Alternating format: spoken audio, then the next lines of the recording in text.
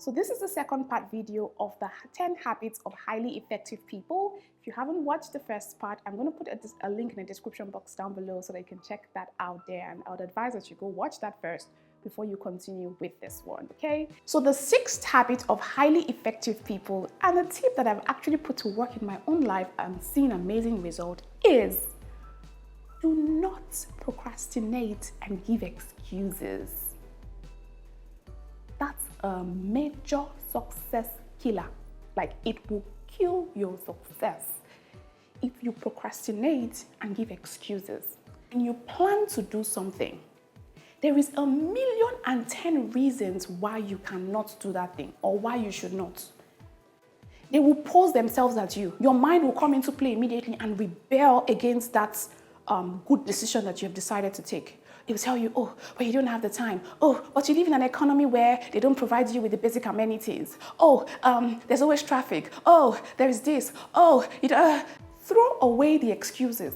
And every time your mind rebels at you and tells you you can't, tell your mind that you can and you will, and then get up and go and do it against all odds, and make it a point of duty to always shun the excuse and do what is required to be done. Now I'm talking like a teacher.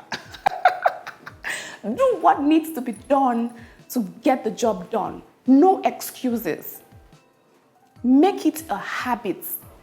Tell yourself, when I start something, I'm going to finish it without giving an excuse. And when the excuse comes, because trust me, they will come, look it in the eye, eyeball it, and tell it, get out.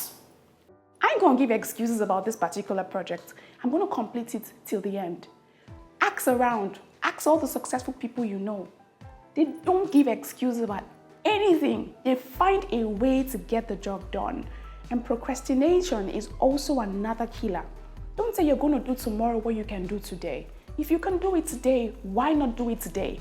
Why are you waiting till tomorrow? Tomorrow has its own problems, so why not do all that you can do today?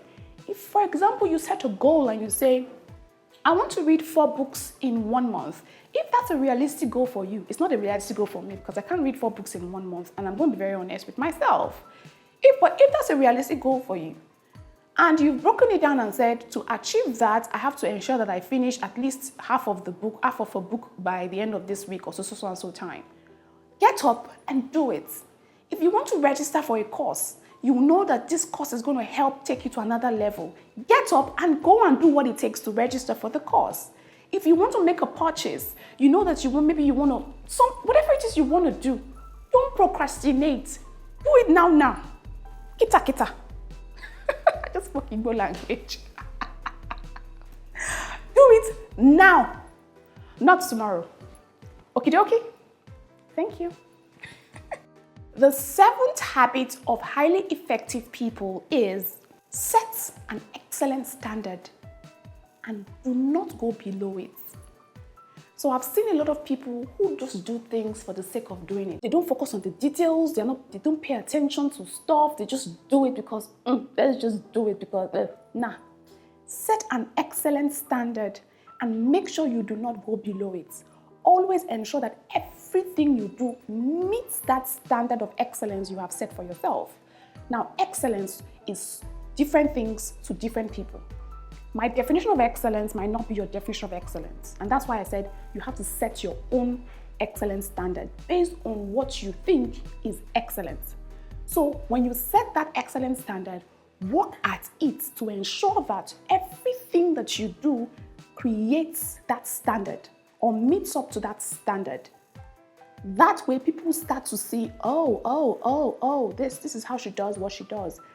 Stick to that standard. Never ever go below that standard. That would actually even also help you. And in this point, I think I'm also going to add that you should never stay stuck on one thing. So when you do something, find out what you can learn from what you just did so that you can grow from it. Don't compete with other people. Compete with yourself. So when you've done something, ask yourself, how can I do this better the next time? Then increase the standard. Don't go below it. Go higher than the standard that you have set. And before long, you will be competing with the bestest of the best in the industry, in whatever industry that you are in. And that's the seventh habit. Seventh. I think that's seventh. Yeah, that's seventh. Yeah, seventh. The eighth habit of highly effective people is highly effective people arm themselves with the right ammunition. What do I mean by that? I mean, develop yourself by gathering all of the knowledge and information that you require to make you the best at what you do. Now, arming yourself with knowledge makes you feel super confident to stand in front of anyone to talk about what you do, because you know what you know and no one can take it away from you. This is where studying and reading comes into play.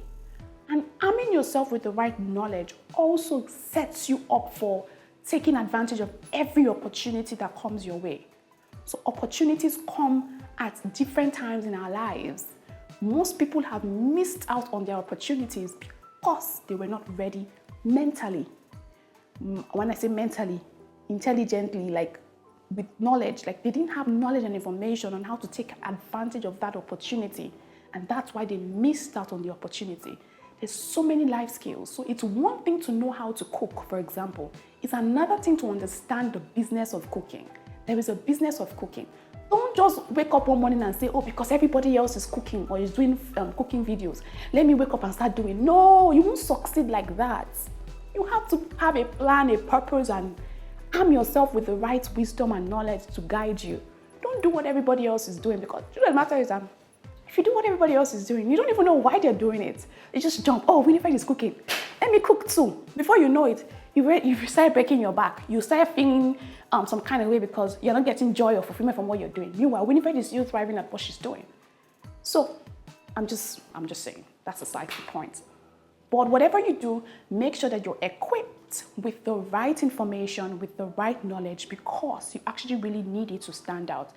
And again, if you really want to add value to people, you must know what you're talking about. Don't just wake up and just start talking and saying whatever. Go and find out why you do what you do.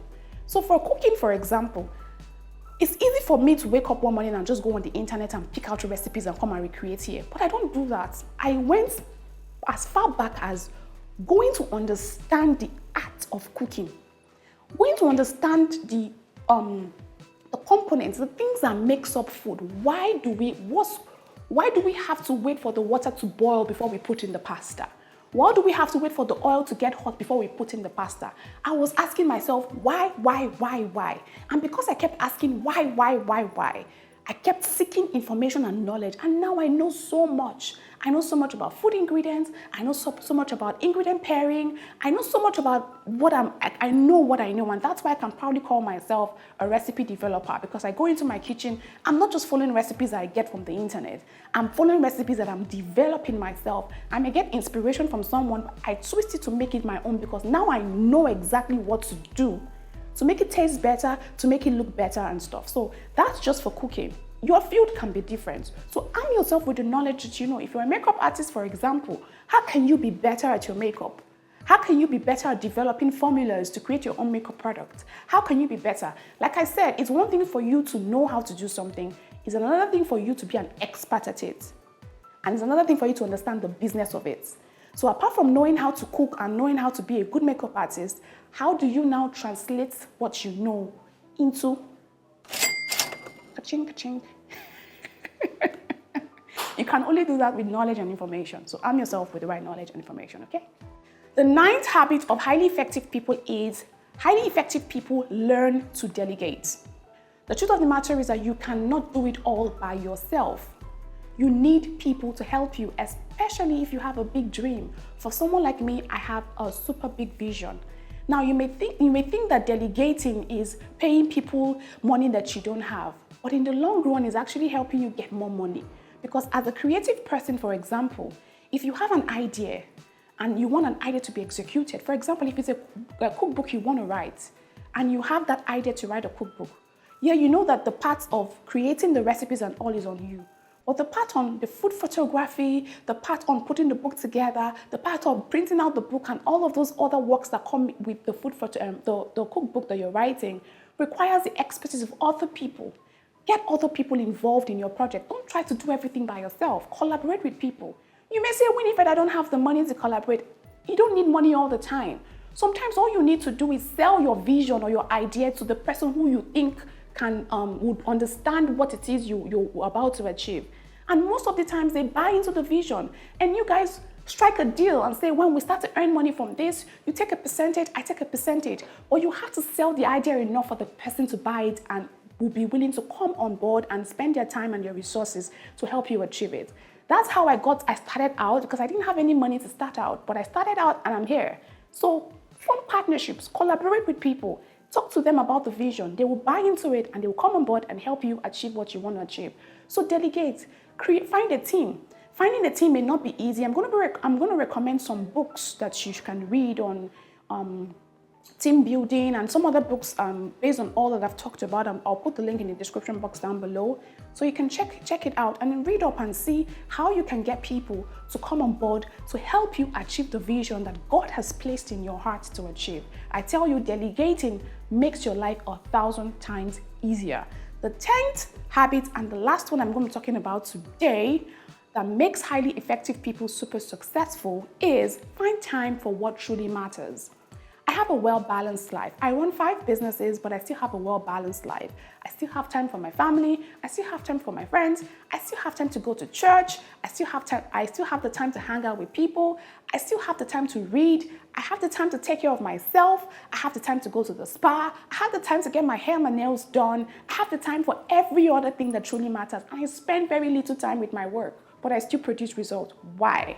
Because of all the other things that I've talked about. There's so many others, but I think these are like the most important ones that you need to start inculcating now, and you'll start to see the results.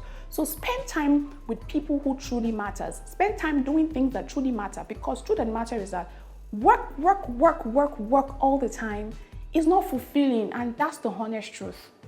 People work because they know they are going to enjoy it with their family and friends. Don't die in the work. Do you understand? Don't die inside. Create a balance, strike a balance between your work and your social or personal life, and ensure that your social or personal life is not lacking in any regard. Just strike that balance. It's very easy to strike it, and you can easily strike that balance by putting into action all the things that I have talked about previously. Now I intend to maintain my crown as the Queen of Fun and Fast Cooking. And I don't think that I want to see anyone in my kingdom. No one can take that crown away from me. So get up now and go and be the queen of your own kingdom, doing the things that you know how to do. If it's makeup, like I said, if it's acting, go ahead and be the queen of that kingdom and leave me to be the queen of mine, because I do not intend to give up my crown for anyone or anything. Yes, I said what I said. Alright guys, I'll see you in another video. Until then, remember to be very kind to one another, love yourselves generously, and it's me, the Queen of Fun and Fast Cooking, signing out right now. Mwah. I love you all. Take care.